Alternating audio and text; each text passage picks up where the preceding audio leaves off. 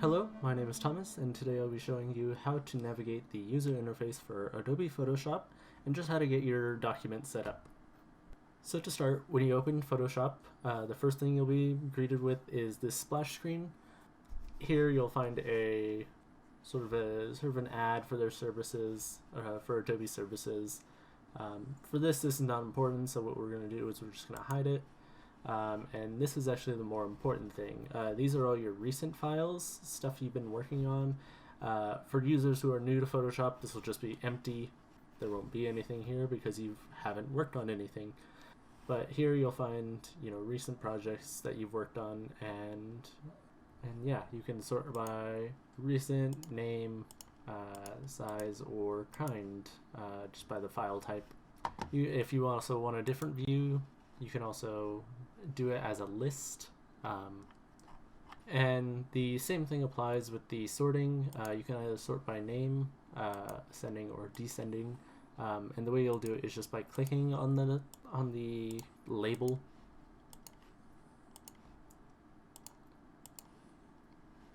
So we'll go back to grid view. So on your left here, you'll find home and learn. We won't worry about these two things.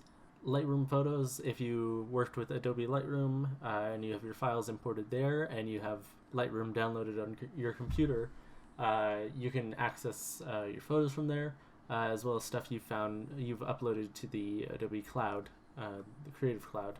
You can also find the recently deleted files here. I don't have anything deleted, so nothing is in here. But if you want to recover something that you've recently deleted, this is where you'll find it. So to start, we'll start by creating a new document. You can create a new document with the Create New button, or you can open an existing document with the Open feature, and that'll just open up a file explorer where you can look through, where you can find your project. So if we want to create a new document, we'll create New. And here you'll be greeted by another splash screen, a little pop-up window. And here is where you'll specify the specifications for your document, and here it has plenty of presets ready for you, depending on the different uses that you want. So for stuff like stuff that's going to be put in film or video, here's some preset sizes and resolutions for your projects. If you're doing stuff that's going to be printed, you have letter size paper, legal, tabloid, or if you're working with more international paper, international documents, A4, A6, A5, etc. And yeah, each of these have their own unique presets that you can access. And over to the right is where you can modify or just create your own preset. So at the top here is the naming bar. You can just type in whatever you want. For this one, we'll say Photoshop demo just for fun. Here you'll specify the width and height, and you can do this using various different units of measurements. Pixels is common for working in film and video, but if you're working with like paper, inches, paper in the US, you'll be working with inches more, or if you're working print, picas, we'll just be working with inches, and we'll be working with a regular letter size document. So the width will be 8.5 inches, and the height will be 11. Here you can adjust the orientation. If you want it in landscape, it's wider than it is tall, and with portrait, it's taller than it is wide. Resolution. For resolution, there's really only two numbers you should really need to worry about. If something is just going to be displayed on a screen, then 72 pixels per inch, which is this unit. You can use pixels per centimeters, but pixels per inch is the more common one, at least in the US. So 72 for stuff that's going to be displayed on a screen, so on your phone, on your desktop, anywhere that's digital. 72 pixels per inch is going to be the number you'll use. If you're doing stuff like printing on physical paper, printing your artwork, or printing a flyer or whatever, you'll be working with 300 resolution. And we'll get into more what that means in the next video, and what you should do when you're looking for images, but we won't get into that right now. So next we'll be talking about the color modes. And for this, there's only 3 colors that you need to worry about. If you're just a beginner starting out in Photoshop, you really only need to worry about these 3, which are grayscale, RGB, and CMYK color. For grayscale, the colors are limited to just white, gray, and black, and the shades in between. There is no red, yellow, blue, whatever. There are no colors, it's just black and white images. Next is RGB color. An RGB color is specifically designed for stuff that's going to be displayed on a screen. If you're making something that's not going to be printed out, use RGB color, because you'll have access to a lot brighter range of colors, a larger range of colors, which looks really nice. But when you print this out, it'll look dull because of the way things work, and we'll get to that, but with CMYK color. So if you're just making something that's just going to be displayed on a screen, you don't need to worry about choosing CMYK or grayscale. You can use RGB color, and it'll look really nice. Next, we'll be going to CMYK color. CMYK is what your printer recognizes and what it'll use to print out your document.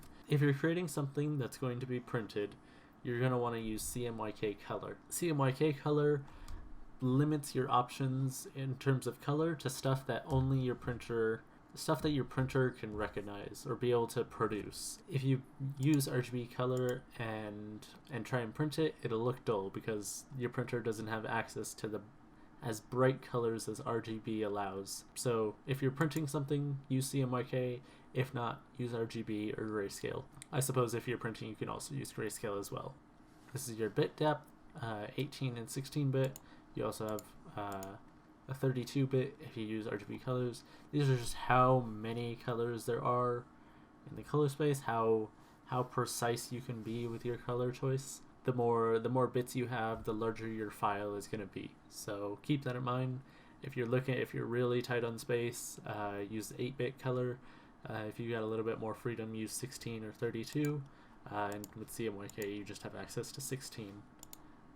With grayscale, 16 and 32-bit. So you have more ranges, more dynamic range, which we'll talk about in a later video.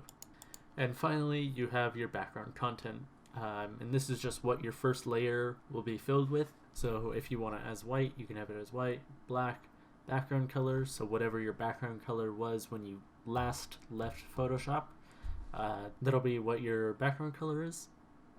In my case, the previous document I had, it was black, so I don't need to, that's not any useful to me. The one I like using is transparent. It just means that your first layer doesn't have anything in it. I usually end up deleting the first layer anyways, so it's just nice to not have to take that extra step to delete the layer. And then if you want a custom color as your background color, if you want a really pale grayish blue, you can fill up your document with grayish blue color. Of course, you can delete this as at any time.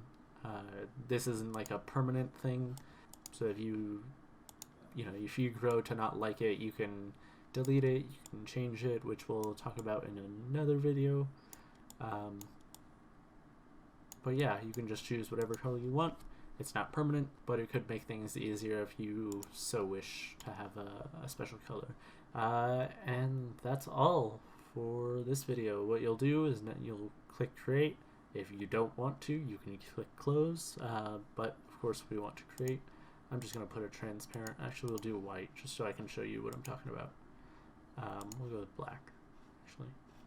And so yeah, when you're happy with all your settings, I'll change it to landscape, and when you're happy, you can click create, and it'll create a document to your specifications. You can see it has a black background, and let me just close this. So as you can see, the background was created. It's a locked background, so what that means is that you can't just delete it. You can't just delete it right away. you'll have to add a new layer, then you can come back and then you can delete the layer, in which case it'll be gone. But as you can see, it's filled with black, just as we specified. It's 8.5 by 11, or I think it's the other way around, 11 by 8.5, because it's landscape. And yeah, in the next video we'll be talking about how to navigate the layout of this new Photoshop document.